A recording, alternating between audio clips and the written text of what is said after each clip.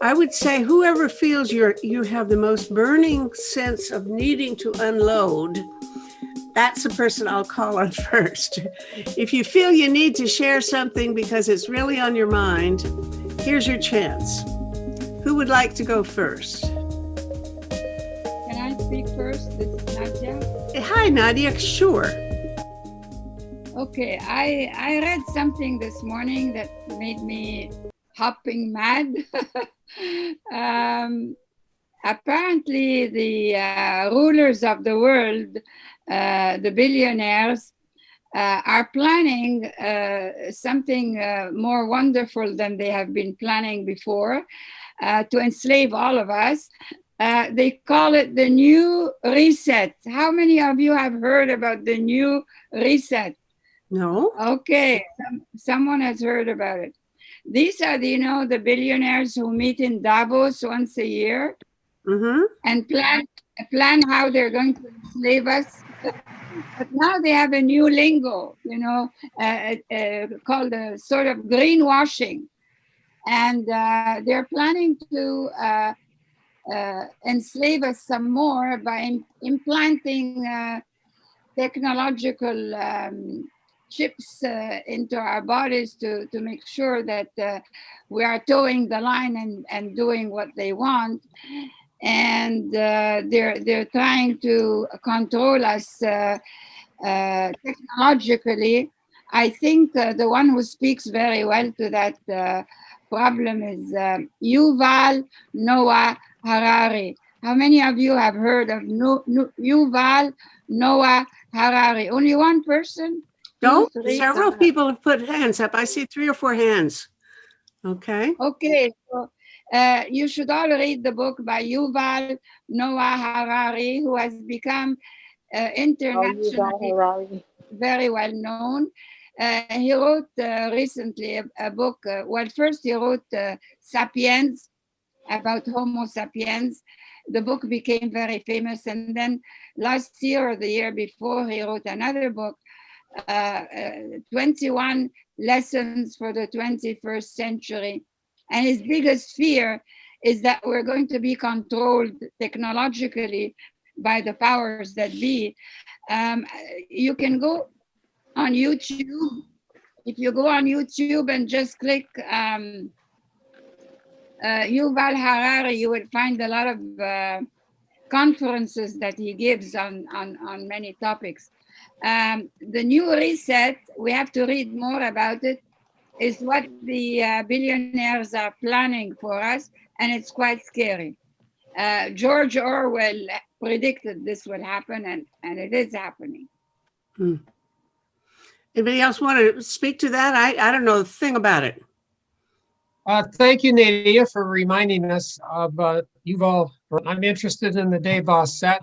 My project for the coming year is reset, but it's resetting democracy in America to take on the billionaires and put them back in the place where they should be. Okay, do you want to expand on that? How will you go about taking on the billionaires? We have a wholesale change in what is called neoliberal capitalism, but it's not going to work until we expand our democratic system to require compulsory voting and wholesale revision of the school system for educating everyone, all citizens, in participatory democracy. Okay. Anybody else on that? I have a different angle. Oh, here's Rose. Go ahead.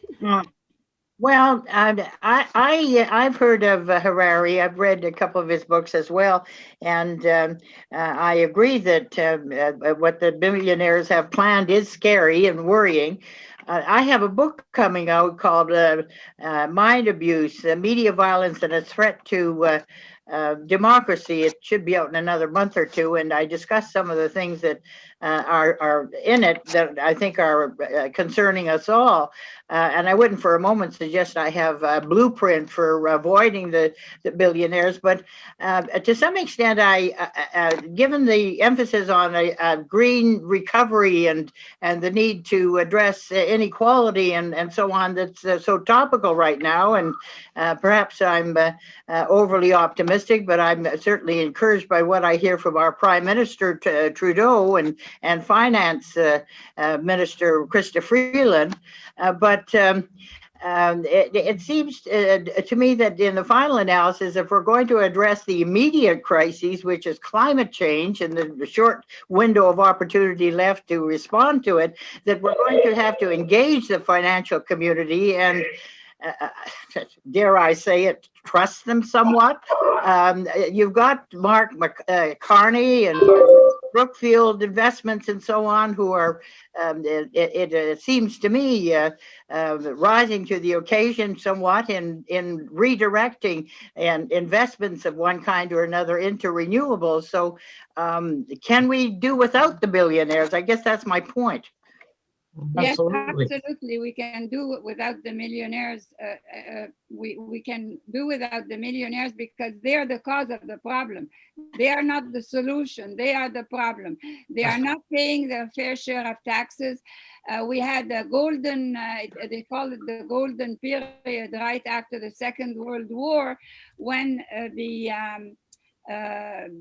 big companies, big business, they were paying their fair share of taxes.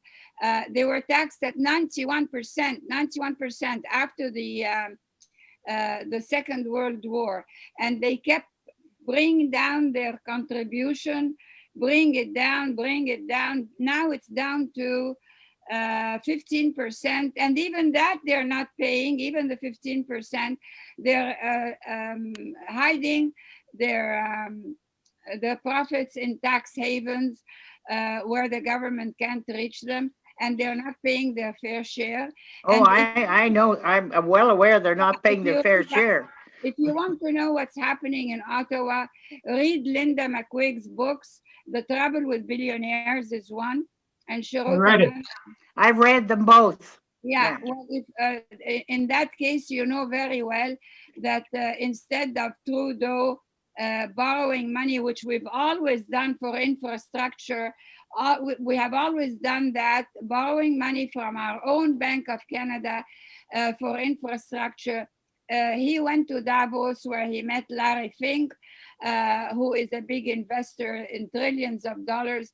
He's the CEO of a horrible BlackRock group called BlackRock. Mm-hmm. And BlackRock, Larry Fink convinced him that the best way to go, instead of borrowing at 2% from our own Bank of Canada, he convinced him to set up a new bank called the Bank of Infrastructure, where the investors from Wall Street are expecting returns of 7 to 9% instead of borrowing at 2% from our own bank. So no, the billionaires are not the solution. They are the problem. Right. So would you confiscate their money? It's It's a matter of called the Tobin tax. Let me explain something else. I'm all for taxes. Let me explain something else to you. First of all, they have to pay their fair share of taxes, number one. Number two, they shouldn't be involved in making political decisions. And number three, Mariana Mazzucato, another very world famous economist, wrote a book called The Entrepreneurial State, in which she points out that not one of these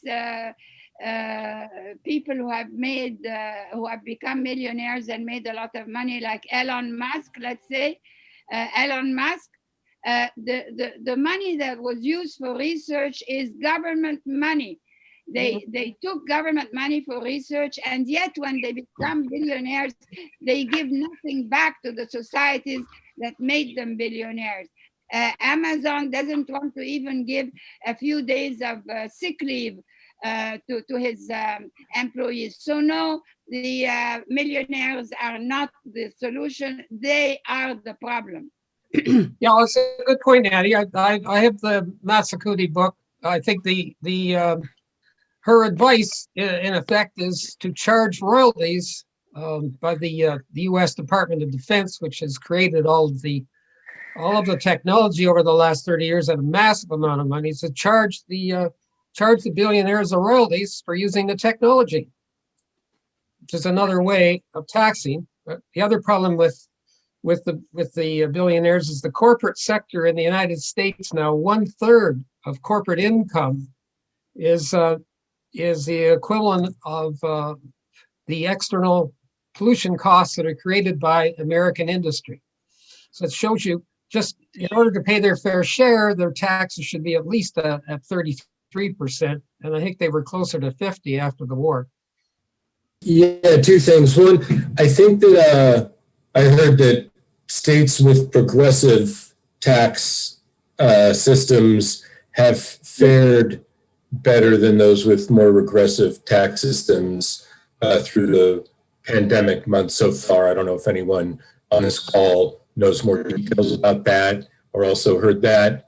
And then taxes. Earlier, we instead of tax the rich a long time ago, I remember the idea coming up of transfer tax, stock transfer taxes would be like, 1/100th of a penny per share or per transaction. That would be very, very low, but in this world of super fast, high volume trading, it would add up to billions of dollars, but would not be a tax the rich, which I think in this self-centered society, taxing the rich is always going to seem wrong to some people because they feel like if you're rich, you earned it or something. And we can disagree with that, but I think that as a selling point, the stock transfer tax was a great idea that seemed to come and go far too quickly. And I don't know why, because it seems like a small thing unless you're really doing those sorts of trades. So I don't know if anyone else knows where that went, but I would love to see that revived. Thank you. I think that's the Tobin tax, but let's see. Yeah, hi. I'm not as good at explaining this, but being with the Voice of Women for Peace, I know that one of the ways that government is, or that money is misallocated, obviously, and we could be doing a lot better if we didn't invest in billions of dollars into military, including all these, and that's not even in, there's $32 billion, I think, for the year budgeted.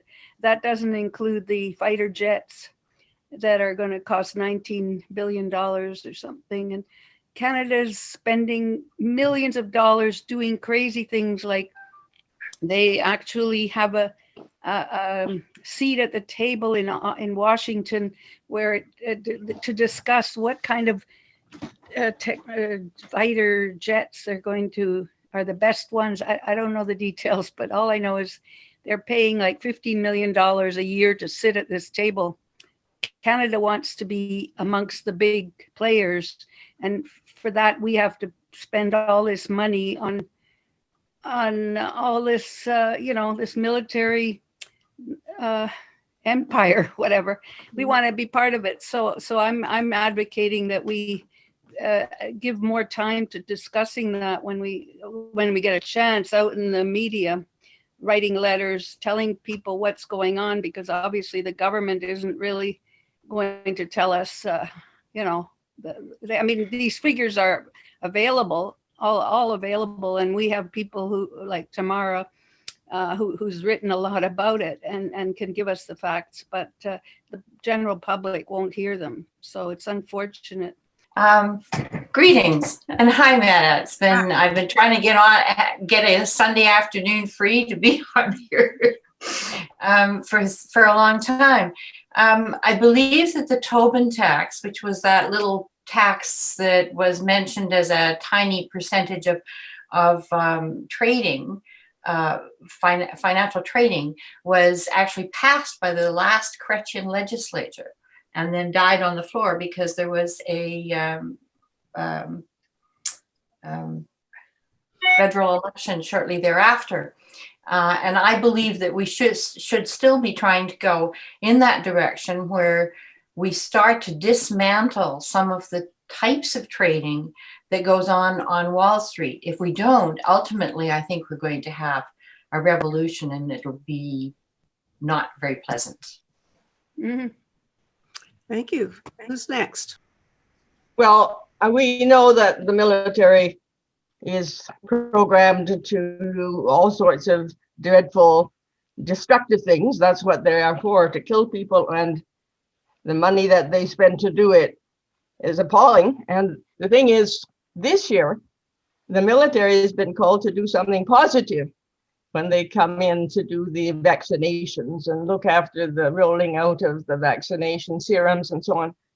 And I just wish and hope and pray that so many people in the military, instead of having to go dropping bombs on people and coming home and suffering from PTSD, will realize when they do this vaccination thing that they're doing something positive and how much better it is for the health of the people and the health of themselves, and decide to either abdicate from their military duty or persuade their superiors that they have to do different things. They have to do positive things, and they're not going to be putting up any longer with being trained to kill and then carrying it out in all parts of the world that have nothing to do with our defense and only to do with, I guess, usually oil or something like that.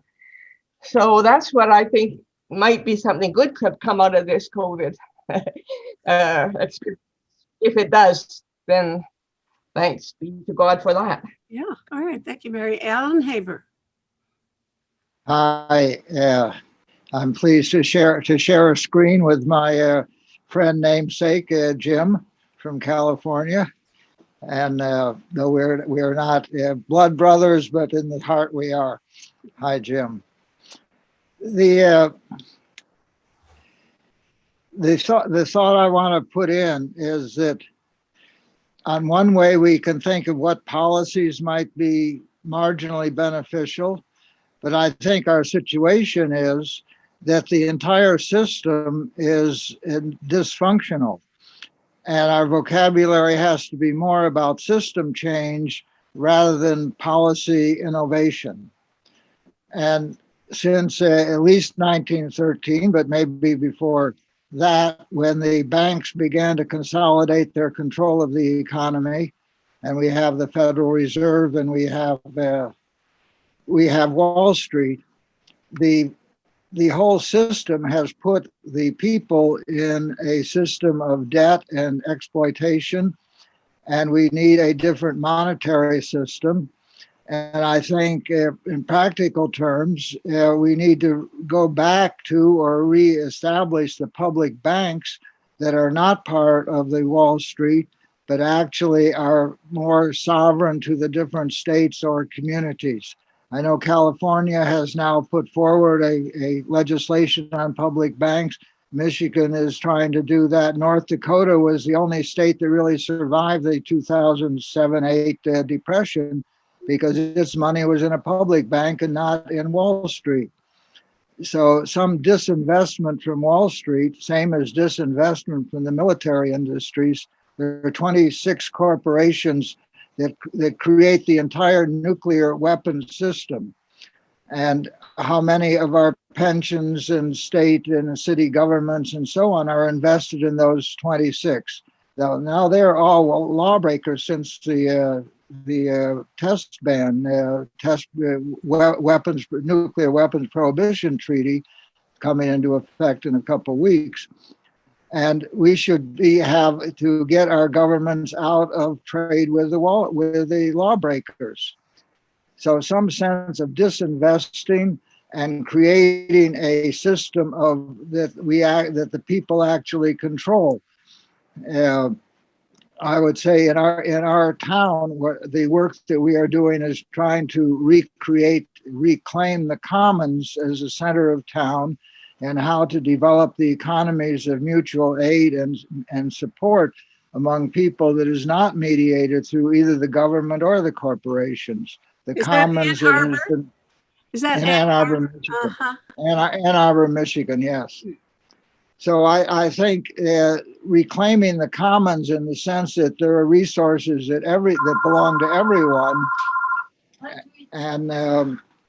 and looking at how the whole system needs to be a system change from the system of war, which is the empire, the domination, the command, the impunity, ultimately the violence, to a different system that is based on caring and sharing and healing from these last 5,000 years at least of wartime. How do we move to a system of peace? I think that has to be part of our discussion, as well as how we deal with the politicians of the moment. But we need system change, and just about everybody is involved in some system now that is failing, whether it's housing or public or health or whatever it is. And people across all the ideological spectrum know this whole situation is a mess, and we need a system change. So I just put forward, end the war system, begin peace. The United Nations declared at the beginning of this millennium, unless we see the creation of a culture of peace and nonviolence for the children of the world as the common mission of humanity, and wherever we are, that we will not survive this century. So Thank you, I Alan. just reinforce that. Absolutely. And Wanda Lauren, I think, is next. I just think that a lot of times we are talking to the choir, because our media is a captured media.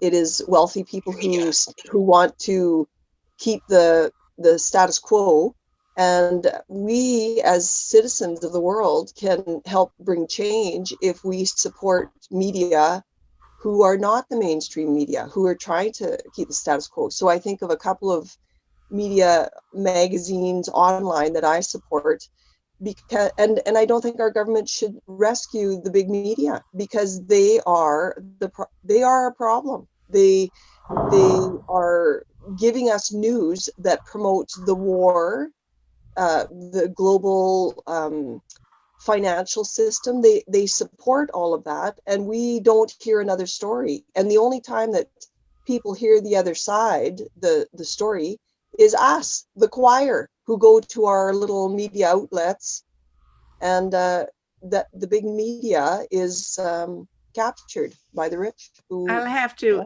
interject with a little self-serving promo. Peace Magazine exists and is very eager to have people subscribe. And one of the things that we will be doing is creating an online digital version in the next few months, so that people around the world who speak English can subscribe for $5 a year or something like that. So that's not quite the same as Time Magazine, but You won't get rich from that. But it's the best we can do. I said you won't get rich from that, Well, Meta. who's talking about getting rich? I said you won't, Ronnie, I said you won't get rich from that. That's true. There was a question that Alan Haber asked in the midst of his excellent presentation, which was, how do we move to a system of peace? And I have a new book out, which I'm proud of, called World Peace Through Law, which offers one simple answer, and that is compulsory international dispute resolution. And the argument for it, if you have a minute and a half, is as follows. Number one, we need to abolish war, or war will abolish us. Number two, that means we need alternatives to war. Pretty obvious move. Number three, that means we need international dispute resolution. And number four, as a practical matter, in order to be workable, it needs to be compulsory international dispute resolution.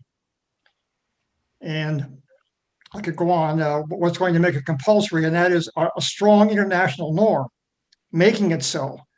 So it's and who's going to enforce it?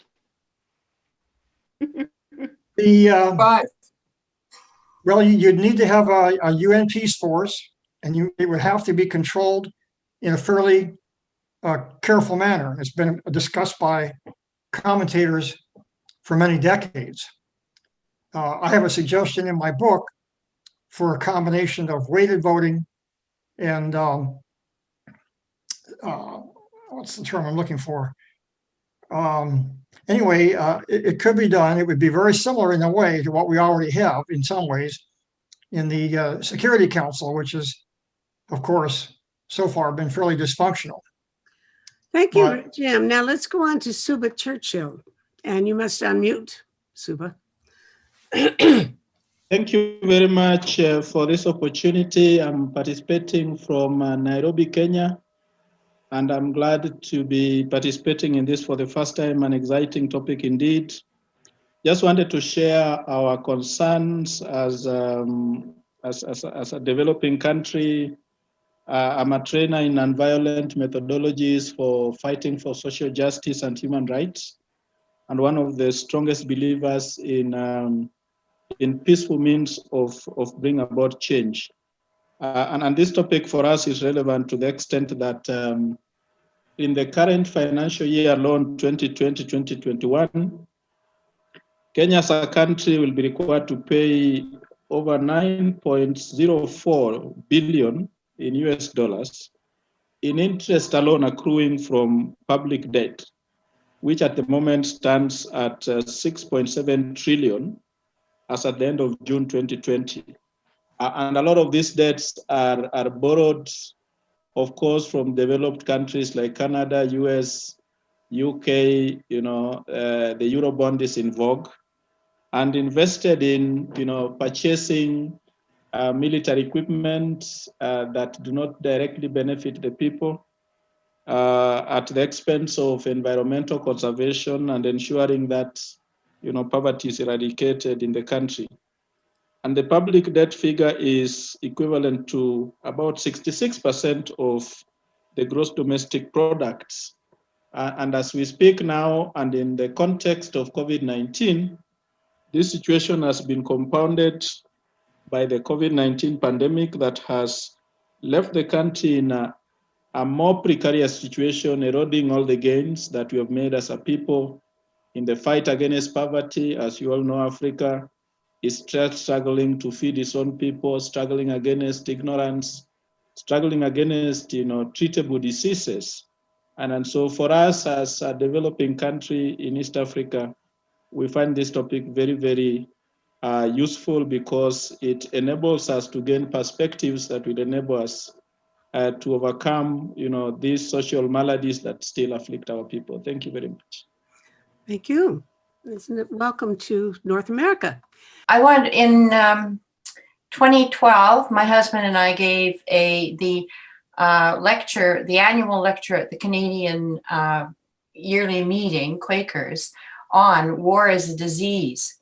And so I'm right with you, Jim, on that. One of the foundational things besides having an alternate dispute mechanism and making it mandatory is that we have to lift ourselves out of a system that sells weapons. We have weapon manufacturers selling weapons to every tin pot dictator, as well as ourselves. Our own expenditures on weapons, as someone else has mentioned, are sky high. And it's really, every time I hear of something that's happened, whether it's in Nigeria or Yemen, where people have been killed, I wonder who made money off that. Which one of us North Americans is invested in that company? International Physicians for Prevention of Nuclear War has taken quite a strong stance against violence as a means of international discourse.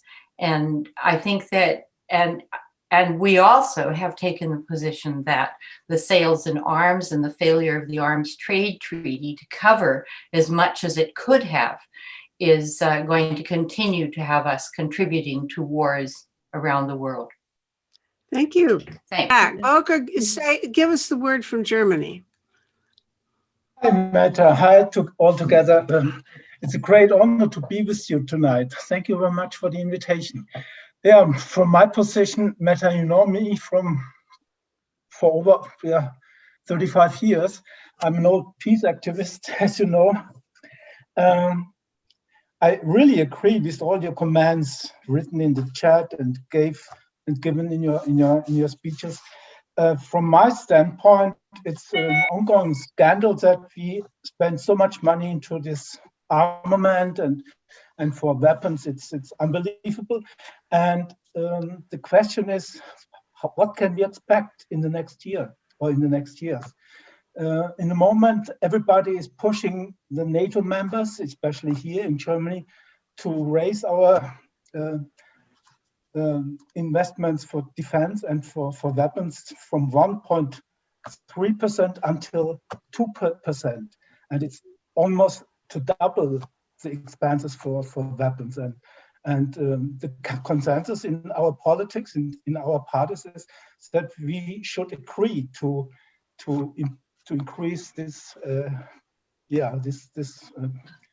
this money for weapons. And I really cannot believe that this should be our official politics in the next How few popular years. is that idea, Volker? I mean, is there a lot of support for it, or is it going to win? I'm afraid, I'm afraid that this position will come through in the next year to raise to spend more money for weapons in Germany. Mm-hmm. Yeah. Okay. So well, I'm not so optimistic in this discussion. Sorry. In the world of cultures, which, as we all know, is the root of all social behavior, there is what I call these, and has been referred to in the literature as tribal customs, which means we're down to the local level and small community groups, and that's what our world is made of. So anything that is addressing something at a global level, it has to, in fact, focus down to what I term the tribal level. These individual communities that have different religious beliefs. Some of them have deep roots in hate and in violence. I mean, we just have to look at what has happened in the United States to see the difference and very deep differences within these tribal groupings and what that means. I take a look at what has happened in Europe with regards to Brexit, and I tip my hat on the mere fact that the EU managed to pull itself together. I thought was really quite an incredible thing, and now, you know, there's stresses being driven by the cultural norms within the tribal groups, which are stressing that relationship. So, and you see the same thing in United Nations, and this is a very difficult matter, and it's not easily addressed. And in any event, I've sat in this group for the first time, just trying to understand what you're really doing in trying to address this fundamental issue, which is confronting world peace. I'm also interested very much in the stresses that climate change is going to be bringing on this already fairly fractured international norm, which is trying to be negotiated with the United Nations, and with some mixed success. But this is going to get even more stressed as the water becomes, as I say, water wars, and of course the extremes of weather and more pandemics and all the horrors that that are confronting humanity, including extinction, with the climate disaster. I'm not very optimistic that we're going to have any nice, clean resolution of these very difficult issues. Anyway, Okay. those are my comments. Yes, and I see that you're expressing pessimism. There was a question from Volker Beck that I think maybe we all ought to give a little thought to, which wasn't pessimistic or optimistic, but asking. He says the question is, will the COVID crisis have the potential for a transformation of our societies and systems in a positive way? I wonder if people have any thoughts about what the best outcome could be from COVID, if there is to be any bright silver lining to this tragedy. Anybody want to swing at that? I would. Who's? I'm not seeing you. Who's this? Betty Ann. Betty Jane. I'm not Betty visible. Jane. Oh yeah. Okay. I'm on a little Android. It's a tablet. Okay. Yeah. Well, the COVID crisis has shown more than anything the chasms that occur in terms of, for example, inequality in the world.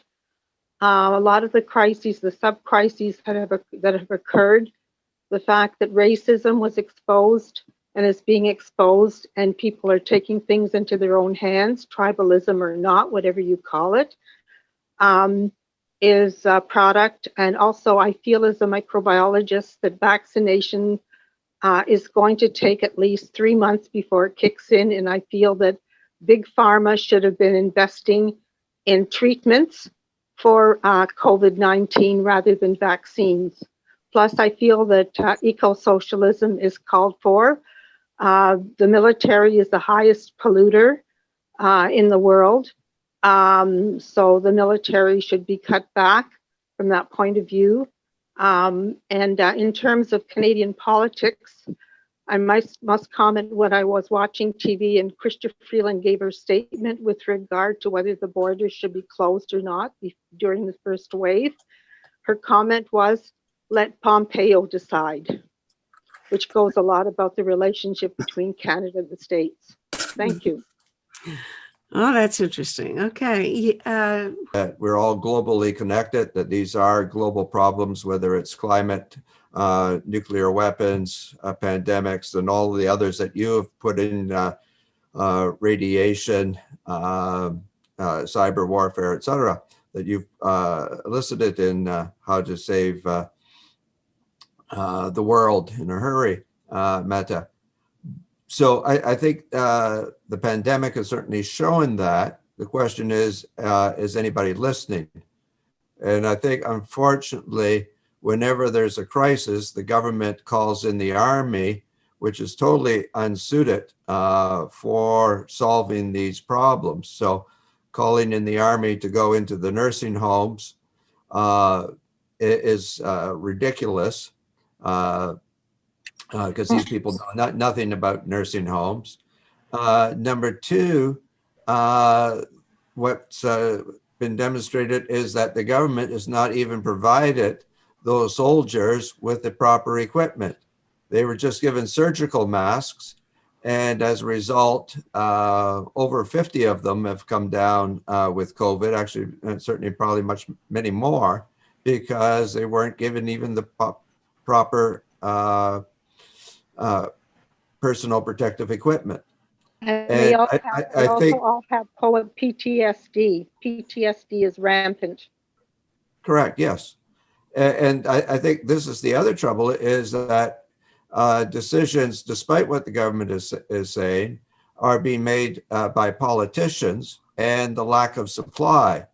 So Tam did not recommend masks initially. Then she has finally come out recommending masks, but what we should be recommending is the N95s, but they're not available, and they're still not available. And so when I'm a medical doctor, and I talk to my colleagues who are working in Emerge, who are working in their office, they don't have the N95s. Yikes. So that is a problem. And what's happening to my colleagues is they're now gone virtual, and probably about 30% of diagnoses now are in error because doctors aren't able to examine the patient. So I think we're certainly, again, having a problem. I think, we talk about building back better. And I think, certainly we should in terms of putting our money into the green economy. But unfortunately, both the Democrats and the Republicans put more money into the military. Canada is looking to buy the F-35s and has already got Irving building more naval vessels. And this is totally inappropriate. What we are at risk of is the things that you talk about, Meta, those 6 problems, and the military is not able to handle any of them. Mm-hmm. Okay, broadened it quite a bit if people are